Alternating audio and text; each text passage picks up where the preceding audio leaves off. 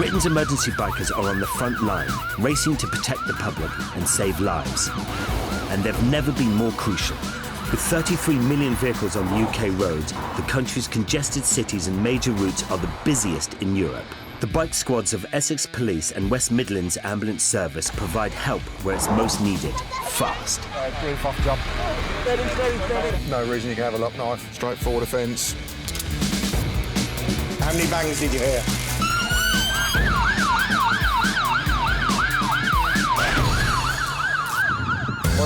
On Emergency Bikers, there's been a shooting. How many bangs did you hear? 2 bangs you heard. It's in and out. In and out. It's come out the neck. A biker goes for a dip. Within 2 miles of this house, there's been 3 deaths in recent years. And a headmaster needs help fast. There's a heart attack occurring as we speak. Birmingham city centre, and the 3 emergency biker paramedics are waiting for a call. You get to promenade in the sun. Yeah, it's gorgeous. Yeah. You said you were gorgeous then, mate. She's right. So, opticians, get out into High Street.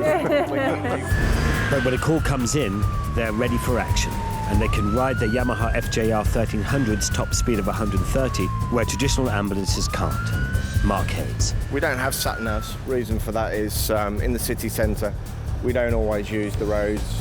It takes precision riding to go straight onto a railway station platform, right into shopping precincts, or abandon the road altogether. To capture the action, we've put special cameras on each rider and bike, so we arrive at the scene the second they do. But as they risk their own lives to save others, not all calls are what they might seem. Roger, understood. En route now. A man is reported to be in trouble in the city centre. On call, Barry Rudge.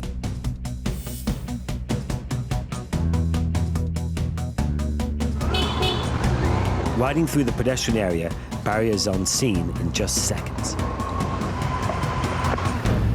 But there's no patient. I mean, it's just took me 20 seconds to get here. There's nobody here. They're chasing the call back and listening to the actual recording to see if he's wandered off anywhere. The 999 call came from a telephone kiosk, and Barry's worried what it might be. We can get a lot of prank calls during the school holidays. Some people just make the calls and wander off again, and we don't wait for the ambulance to come out. Or a good member of the public might ring on behalf of somebody, and then that person doesn't want an ambulance, gets embarrassed and wanders off. It's just a matter of waiting now for the control to come back to us. It's frustrating, but it has to be treated like any other emergency call. Unfortunately, as well as the other aspect of this is while we're tied up on this job, if there is something else going on and somebody really does need us, we're stuck here until control go through the system and actually clear this call off. Roger, we can confirm there isn't a patient here, so if you don't mind, we will clear and we'll drop back into Cherry Street. Over. It has taken Barry out of the system for 15 minutes. West Midlands Ambulance Service handle 2,000 calls a day, but only 10% of those are genuine emergencies. It's something that really gets to Mark Hayes. False and malicious calls, they make me very angry because, one, I put my life at risk by responding on blue lights and sirens to a job, which, two, in turn, puts other road users or pedestrians in the city centre at risk, and members of the public that are ill and need a fast response vehicle puts them at risk because we're then tied up. So it has a knock-on effect for everybody. A Category A call has just come in. It's the most serious type. A woman has collapsed in a shopping centre. Yes, that's the same, thank you. Mark is en route, riding right into the heart of the precinct, stopping just yards from the patient. She started passing in and out of consciousness. Okay. She's back now. We are not allowed into the shop and must wait on the concourse. Mark has now been with the patient for 20 minutes. It's not looking good. We learn an ambulance has been called. After 30 minutes, Mark emerges from the shop. Serious? Period pains. I mean, I do sympathise, but what's annoying is when they know they have period pains and don't take any pain relief, and they have severe period pains. It's manageable. It must be unpleasant, but it's manageable, and it's not being managed, and that's what's happened today. She's severe pain, passed out. She's not took anything for the pain all day. This actually came through as life-threatening and A category response, which quite clearly it isn't. So. The woman will still have to go to casualty in an ambulance. She's a long way from home, and there's no one to take her there.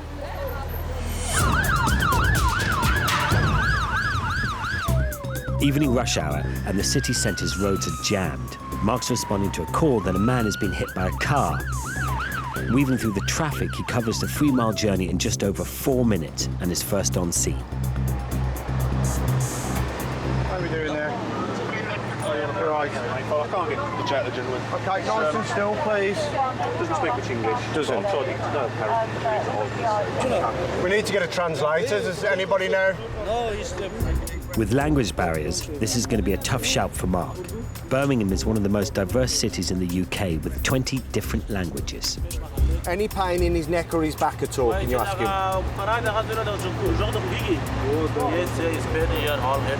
Has he got pain in his neck? It's really important. He's got pain. Okay. Keep still then. I'm just going to get Steve, you head for us, please. All right, because he's got neck pain, we need to keep him still and nice and straight.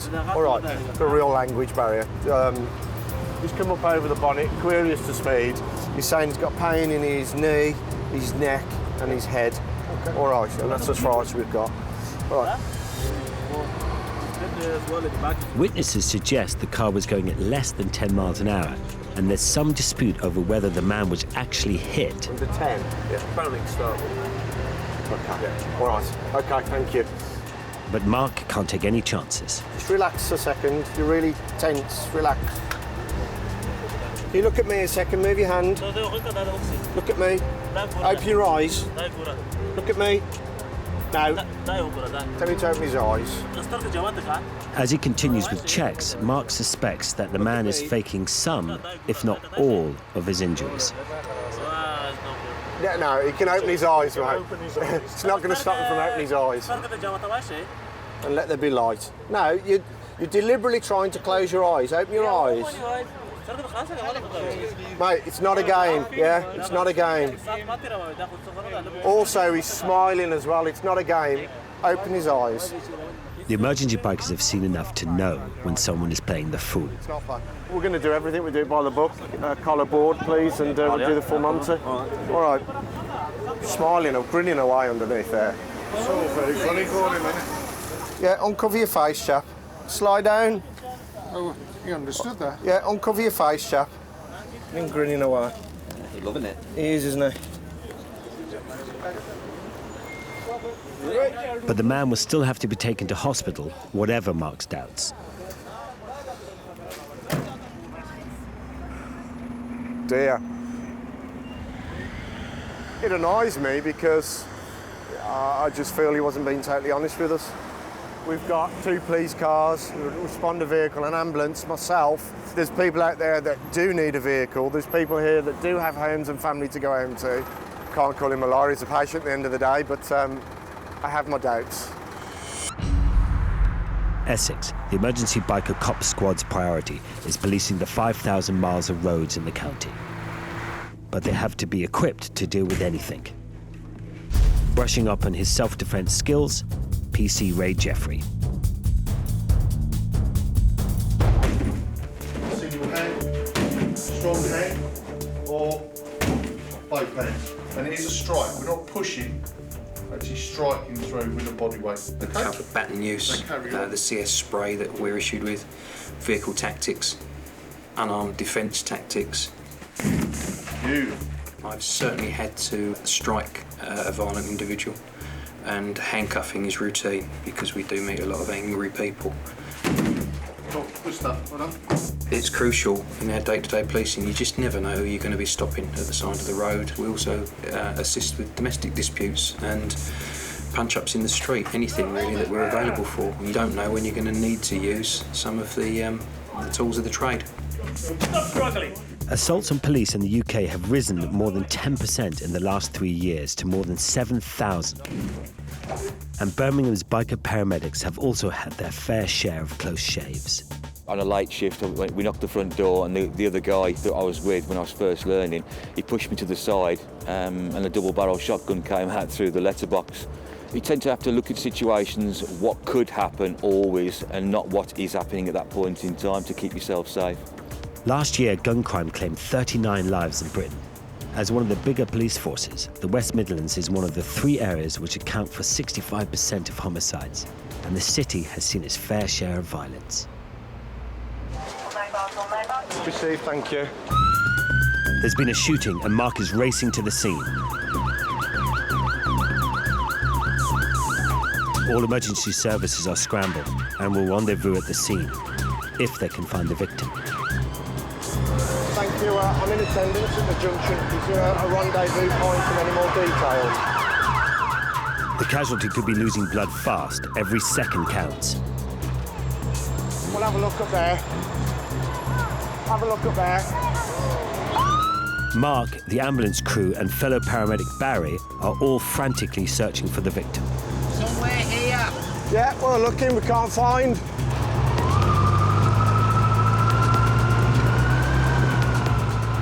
Three minutes later, they locate him.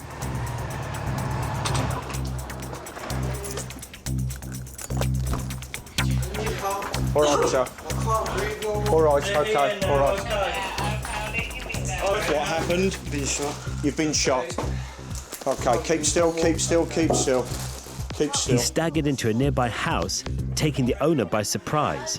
Knocked on the door, he sort of left me. I think he was looking for someone else just to answer a distress call. Opened the door and he's come running back to me. He's quickly phoned an ambulance. I've been shot. How many times were you shot, young man? No. You don't know. How many bangs did you hear? 2 bangs you heard. Well, they've got two entrance wounds, or we've got an entry. I think it's 2 entries. Relax, relax. The man is in shock and sweating profusely. Bullets can ricochet in the body, shattering bone. His heart could be damaged, his lungs and his blood vessels pierced. This could be life-threatening. You're going to lose your cap, dude, all right? Have a listen to the left-hand side of his chest. Is his mum there, please? He's just come straight to my Watch your house. hand. There's been an accident. I need to speak to Take his this mum straight, there, mate. please. All right then, can you? He's been in an accident. He's been shot. Clear, right side clear. He's got a. Been shot. He's going to have a pneumothorax. Well, I'm just some. I'm a nobody's just come knocking on my door. Yes, he has air entry. Definite. Air entry. You sure? Nice and quiet a second, please. Can I borrow your stethoscope? Can I have a go? Right. Deep breath. Mark checks his airways. And again. Okay, good man. And again. Yeah. He's got good bilateral air entry. At the moment, his lungs seem okay. Chap, your trousers are going to have to be cut. We need to check over your top to toe. All right. Do you hurt anywhere else? In your chest? Oh, down my left side, you know. But just in your body? Yeah. Okay. I'm thinking, so it's come across here. We got. I think they're both entry wounds. I think it's 2 entries. Okay, just give us your... Watch your hand a sec, chap. One of them's not big enough for an exit.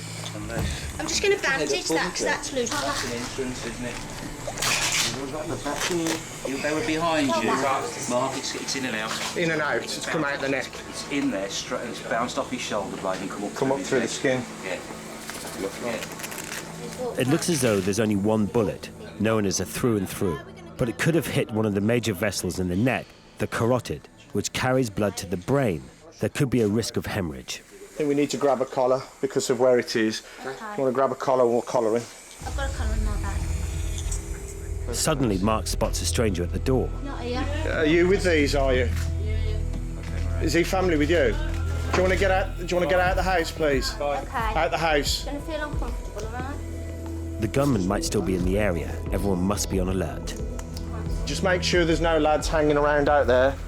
I don't know who he is. He's just wandered into the house. Cheers, Dan. Okay. Some strange lads just wandered into the house. We just want to make sure it's clear to go out. The victim must go to hospital fast. Good luck. Still sound good. Good lad. Spot on, swing your legs up, pick up. Bump there. Good lad. Mark will go with him in the ambulance. And there is a problem developing. Yeah, go. A single shot wound, entry and exit. Entry is left shoulder blade. Exit's coming out to the left front of neck. ETA of about 6 minutes. Cheers, thank you. Bye. About ready. I think we need to reassess the chest, have another listen. Yeah, I was going to say, my stats there, do you want to do it? Yeah. Diminished on the left. Diminished left upper. Now, what's probably happened is that your lungs collapsed on the left side. Yeah, we're getting air entry down the bottom of your lung. At the top, it's quiet. But you've got to bear in mind where you've been shot. It's come in your back and it's come out of your neck, and the path that it seems to... No, you'll be all right, dude. You're awake, you're talking, and you've got the A-team on the job. You'll be all right, dude. No, you'll be all right, mate. You'll be all right. You're going to Silly Oak, which is one of the best trauma centres out. I'll look after you, mate. 2 minutes later, they're at the hospital. He's heard 2 bangs. He's got 2 wounds, believe one to be an entry on his left shoulder blade. Okay, thank you. Can we transfer him and set him up? I want to see the back straight away. The adrenaline is flowing, my heart's pumping, a bit warm.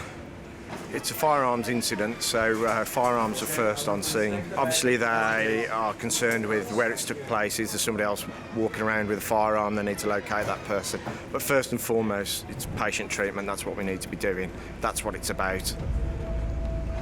The biker paramedics are seeing more and more violent incidents, which puts them in the line of fire.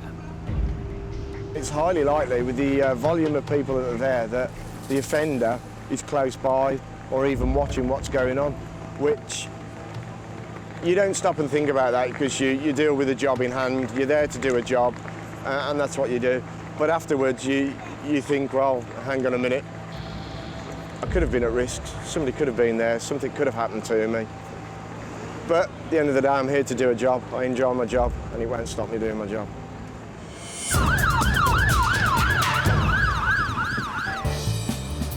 The Essex Police Motorcycle Squad has a road network of thousands of miles to keep safe. Backed up by intelligence and automatic number plate recognition cameras, the cops on their powerful BMW R1200 RTs are faster than a cop car to intercept offenders. The A12 is known as one of the worst roads in Britain. It's an economic lifeline for Essex. But in 6 months alone, it's claimed 2 lives and injured 82. On duty, PC Roy Keys.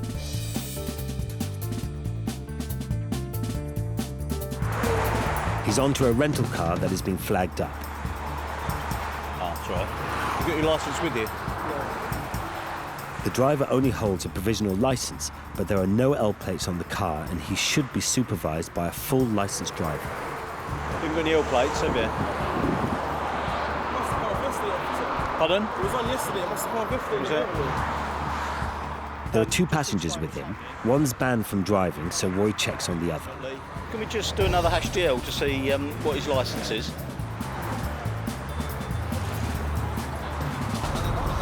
Michael, this fella's only got a provisional licence anyway. To be supervised, you need to have someone who's 21 years or more and has held a full licence for 3 years. Now, just to explain what's happening, I've got bad news coming in your direction. Because you've got a provisional licence, if you're committing an offence of driving otherwise in accordance with a licence, which you are, in that you're not being supervised and you haven't got L plates on, the car gets seized by the police. It's a rental vehicle, officer. Yeah, I appreciate that, but it's to stop you driving in these circumstances. So you have to go out there. Our hands are tied somewhat in that as soon as we're committing this offence. The problem is, if I was to say to you, hang on, listen carefully.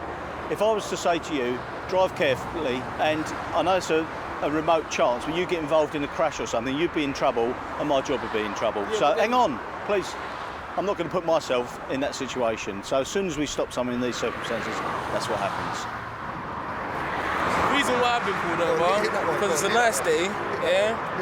I see free mail, as they call it. You know, I see free mail. I don't know, like, I see him, he saw me, and it's just like, from there, just something was kicked in his head that something's going wrong. The only thing that's going wrong is that my L plates went on the car, so... I'd probably issue him with a fixed penalty ticket, which is a £60 fine and 3 points. We're still just checking out the legitimacy of him actually renting the vehicle, because it seems unusual for a rental company to rent a car to someone with only a provisional licence. Yeah?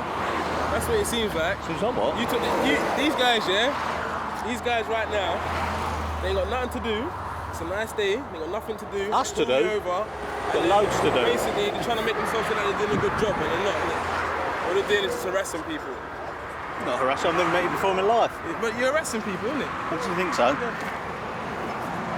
They got their job to do, innit? Making the world safer and that. These are the real heroes, man. Look, they're stopping real crime right now. It's a nice day in that. Should be out there doing like stopping robberies or I don't know, doing some burglary jobs or something. Or stolen cars or something. You know what I mean? Further checks reveal that all is in order with the rental of the car, but that doesn't mean to say it won't be seized. This is a seized, you notice. The vehicle's being seized. This is important. Being seized because you're committing that offence, which I've outlined. The procedure to get it back, someone is going to have to pay £150 and £20 a day. That's what I mean. It's their car, so they've got to bring all that down, innit? Well, it's not my vehicle. It's not your vehicle, but you've got certain responsibilities as a driver. OK, that's yours. The lads have a long walk to the next services to call a cab and get home.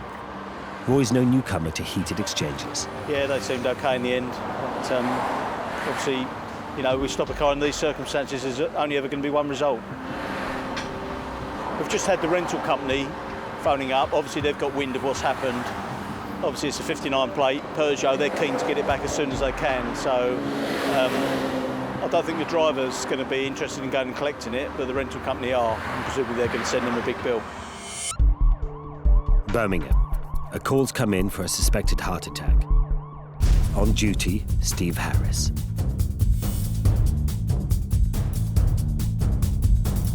Two and two details received, over.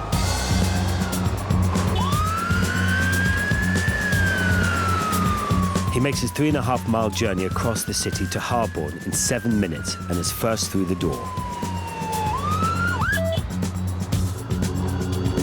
Headmaster Alan Browning had breathing problems during morning assembly and is now really struggling. Hello, sir. What's happening to you?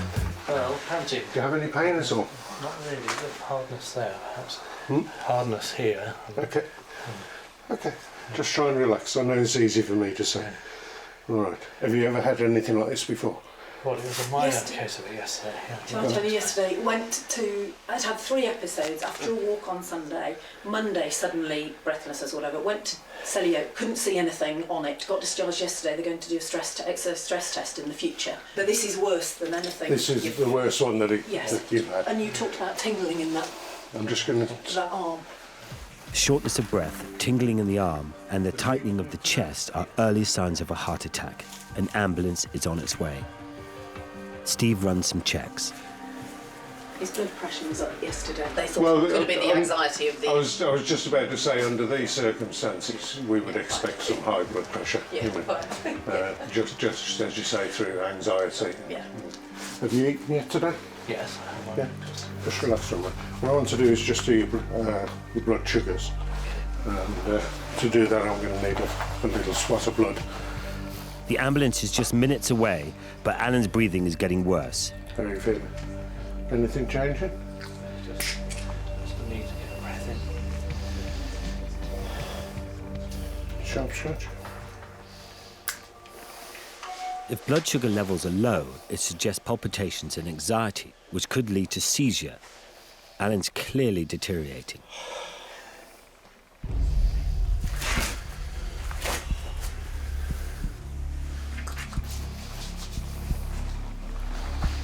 Just tell me what's happening, please.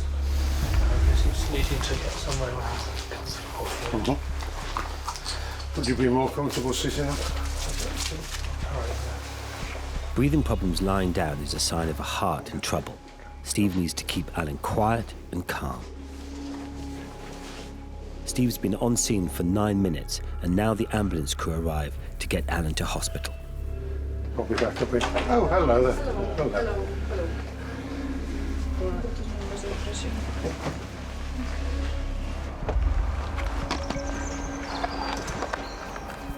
An ECG, or electrocardiogram, maps the activity of the heart, and Alan is showing some worrying signs. Well, it's certainly in 5 and 4. One. One in AVL and 5 and 4. Yeah. All right, my love. We got some changes on your ECG today, all right, sweetheart? So we're going to pop some oxygen on you. I need to put the cannula into your arm as well. We're going to have to give the hospital a shout, all right, to tell them what we found. There may be a possibility we're going to be going straight to have an angiogram now, all right, my love? Yeah. Try and relax as much as you can. I know it's easy to say. Alan is suffering a heart attack at this moment. Parts of his heart aren't working as they should. Serious heart failure is a real possibility. Is there GTN and aspirin in the... Yes, there is, on the right-hand side. The right-hand pouch. Should all be in there. Steve uses GTN spray to dilate vessels and boost blood flow. Tastes a little bit funny, okay? And you may also start to feel a little bit of I think it's height and weight. He also gives Alan aspirin to reduce the risk of blood clots and break down any which might already exist.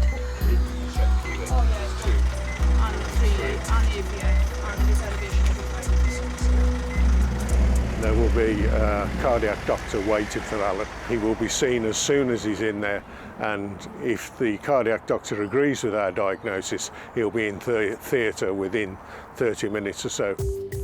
With 27 years service under his belt, Steve is in no doubt he has the best job in the world. When I joined the service, motorcycles were unheard of. I believe that West Midland Ambulance were the first in the world to introduce paramedics on motorcycles. I'd recently done the paramedic training, qualified as that, and then to be able to ride a motorbike as well. It was a fantastic feeling. But he's also seen plenty of changes. We get a lot of rubberneckers. It seems we're prime entertainment, I think, in the street. Wherever we pull up, people will gather to see what we're doing. It can cause problems.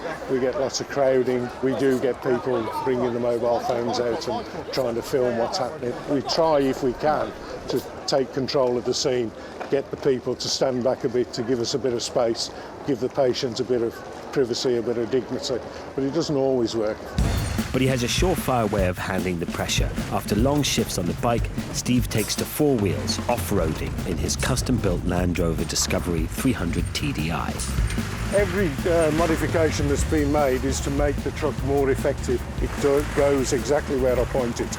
Doesn't let me down. I've been happy to drive it on a 6,000-mile trip to Morocco through the Sahara Desert. No problems. It's nice to get out and about, it's nice to get away from the city. You're in the countryside, you're with a group of great people, and it's just an escape. Within the club, my nickname is Leadfoot. When I first started this hobby, I was under the impression that you needed speed and momentum to get through. Therefore, I used to put my foot down.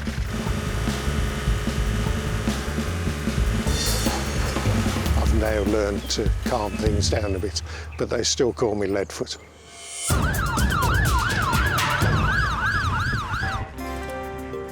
Essex, picturesque Finchingfield in the northwest of the county, said to be the most photographed village in England. Residents happily welcome most visitors. But there are some others would rather not have around. Trying to keep the peace, PC Roy Keys. I think the majority probably tolerate them, understand they're going to come here, but you know, they just hope that they ride safely. The roads in and around the village are a biker's paradise, but there's a price to pay. Over the last 3 years, within a 2-mile radius, 7 bikers have been seriously injured and 2 killed. You know, and I'm all for the fact that these guys keep the pub and trade and all of that sort of stuff. But it's a bloody nuisance, you know, and, you know, we've got friends that are bikers and that's all fine, but not at the expense of our cats and our dogs and our kids. In response to the residents' complaints, Roy is enforcing the 30-mile-an-hour limit around the village.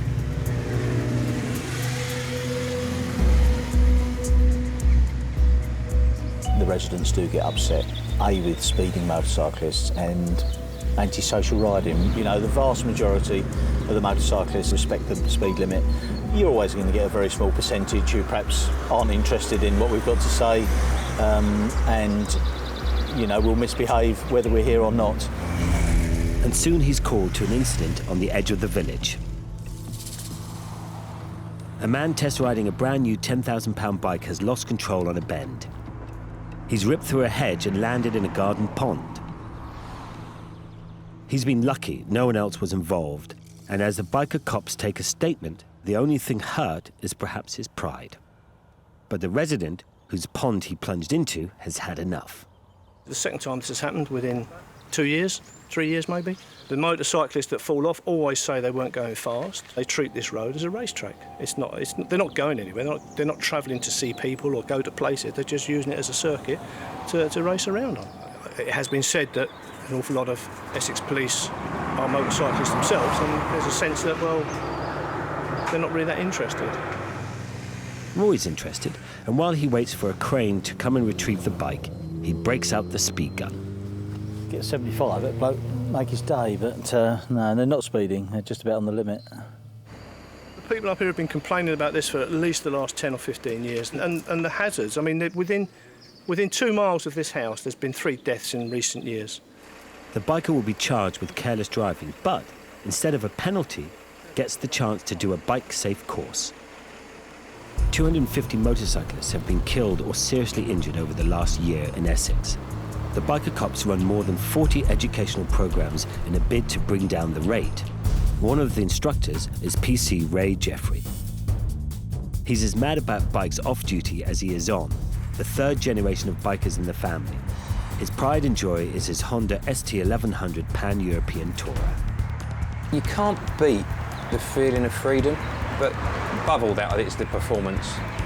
You can buy performance cars, but I don't think you get the same exhilaration that you get with 2 wheels. And the skill that goes with it, you know, to safely negotiate a whole series of bends at a fairly high speed, there's a lot of mental input to that. I think a lot more than you have to input with cars. It's still down to pilot error if you come a cropper on one of these things. Roy boasts an accident-free record in 24 years of riding, but he's seen enough to want to keep other bikers out of trouble. Probably the worst one from memory. Didn't result in a fatality, thank goodness, but a young rider, 24-year-old, who was the same age as my son at the time, been riding a good few years, had a large sports bike, negotiating a swooping right-hand bend. Car driver coming in the opposite direction on his phone and hit the bike full on, and unfortunately took the lad's leg off at the knee. And having been airlifted to Broomfield Hospital, they realised that his arm was also damaged beyond repair, and they had to amputate his arm as well. So there he is, 24 years of age, at -2 limbs.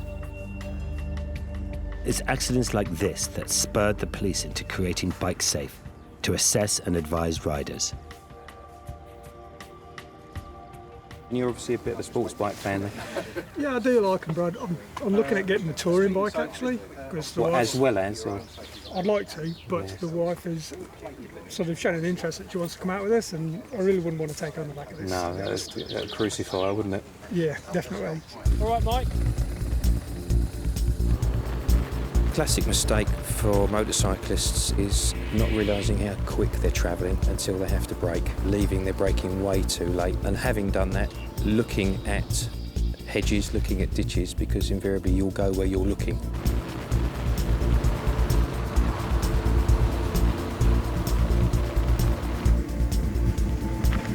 Neither of you ride dangerously.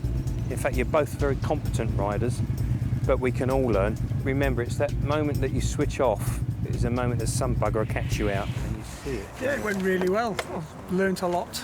I would definitely recommend it. Motorcyclists are exposed to danger in that even a minor coming together between a car and a bike can result in broken limbs. Today is about trying to give back some of the skills that we have and basically trying to keep them alive. Essex, and the biker cops are coming off duty. It's been another safe day on the road for them, but they don't take any chances with their gear. PC Martin Ackers.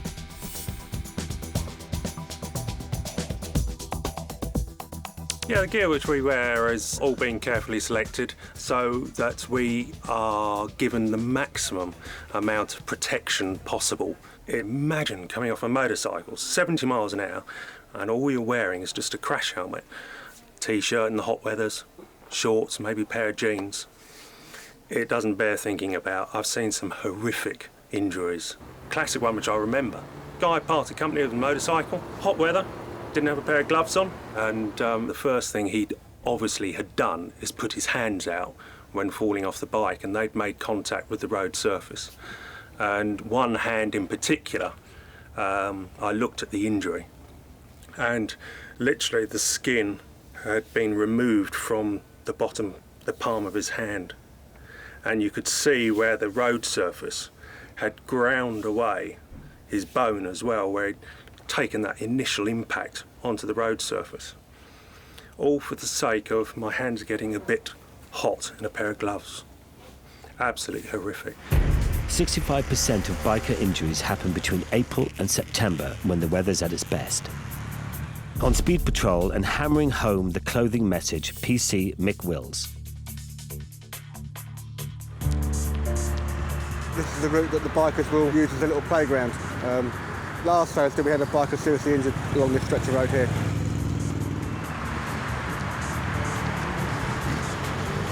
All the right gear on, riding nicely. Might be a policeman. Yeah, caught us down there. Only 1% of all drivers in the UK are bikers, but they are 30 times more likely to die than a motorist. So it's wise to take every precaution. Hiya! Just come round and roundabout, just pull over here please for me. Quick chat with you, okay? Thank you. Hello. I had your bag on my back. Have you? Do you want to just jump off and take your... Yeah. Thanks very much. What's your... You're not getting a ticket right before we start, so you know it's just a chat, okay? What's your name? Martel. Martel? Yeah. Okay, I'm Mick Martel. But we'll have a chat with you about the clothing you're wearing. I've got my jacket on.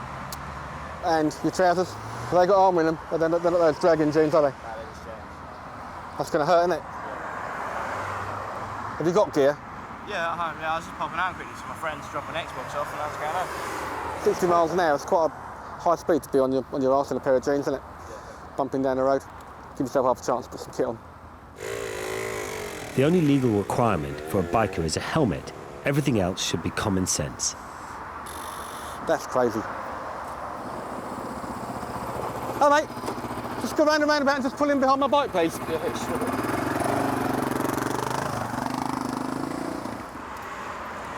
Nice bit of kit. Cheers. Should be for the price I'm hopeful. How much? £8.5 grand. £18,500. I do want to speak to you about how you look. Do you feel a bit vulnerable or not? Not really, because I've got my lid on, but I know what you're going to say. What am I going to say? Put some jeans on or put a suit on, yeah. Yeah, what's going to happen if you have an accident? You're going to get mashed, aren't you? Yeah, pretty much. What would you think if you saw yourself riding down the road? Well, at first glance, I wouldn't think that looks pretty cool, but at second glance, I think if it does look cool. I agree with you. It does look cool. And I'm jealous. I'm jealous I'm not that brave. Yeah, no, it's fair enough. It's got that, and ain't a lot, is it? And that, crash helmet. That's it. It's skinned alive if you end up rolling down the road. You haven't even got gloves on, have you? You been hit by a bee yet? Yeah, they hurt. They really hurt at 60, don't they? Yeah, they do. Whether stopping them and telling them makes any difference whatsoever, I have no idea. You know, it'd be interesting to see him tomorrow, how he goes to work in the morning when it's nice and hot again. But, we'll have a go, won't you?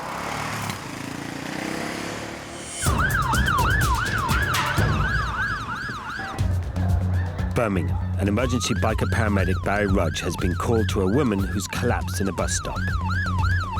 He's a few hundred metres away and arrives in seconds. We'll do your blood pressure, we'll do your oxygen levels, okay? Young Pat here has given blood for the, how many times this? 86. 86th time. So she's given plenty during her career. She stood up to catch the bus when it turned up and she's gone giddy and passed out, ended up on the floor and she started vomiting. So her blood pressure might have been down a little bit while she was sitting down after giving blood. It went down too low and she's actually fainted. Are you feeling okay while you're sitting still? Thick. It's got better than it was. All right. Your blood pressure's okay at the moment, all right? Perhaps they took a little bit too much this time, eh? Over the years, 71-year-old Pat's donated more than 45 litres of blood, the equivalent of a full tank of petrol in a small car. So, have you got one of those medal things for giving lots and lots and lots? Which medal are you up to? Gold. Right, your oxygen levels are fine. We'll just do a quick check on your blood sugar levels. Did they give you a nice sweet cup of tea and stuff like that to follow it up? An ambulance is on its way to take Pat to hospital. Here's your free piece of NHS cotton wool. Treat it with respect. You don't get many of them. When we get you on the vehicle, if you're still giddy, we can pop you down the hospital. We might be able to use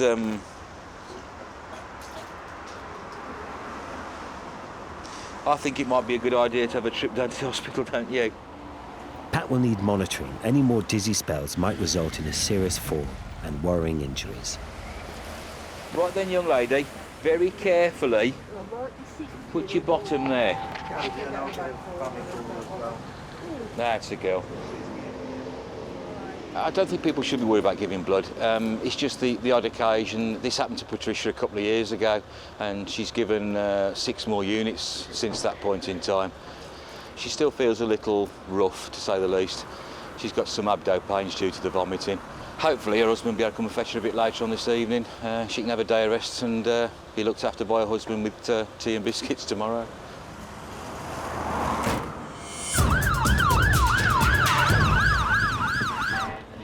As his shift draws to an end, Barry grabs a well-deserved snack. During the day, control, I've got a window to give us our break.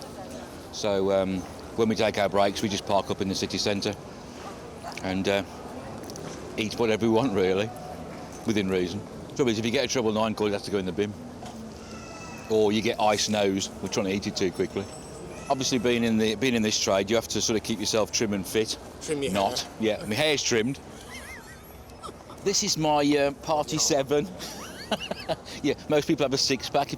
The older people of us will remember the Party 7s. That's what I've got down here. Mine's a keg. Oh, look. We're a waste. Look. Can you not take him anywhere?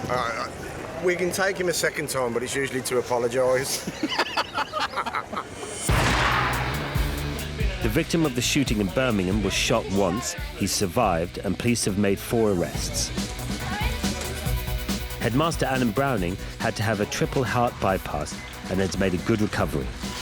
His wife, Helen, knows exactly who to thank. I got a present.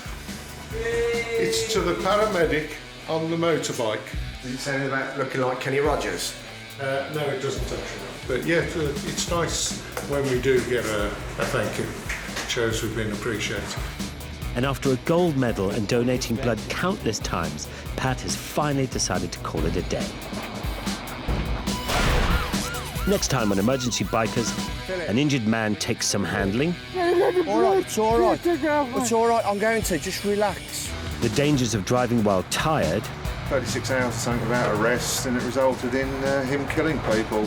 And Barry's called to an unusual address. To find somebody in the middle of a bush in a park is actually a new one on myself.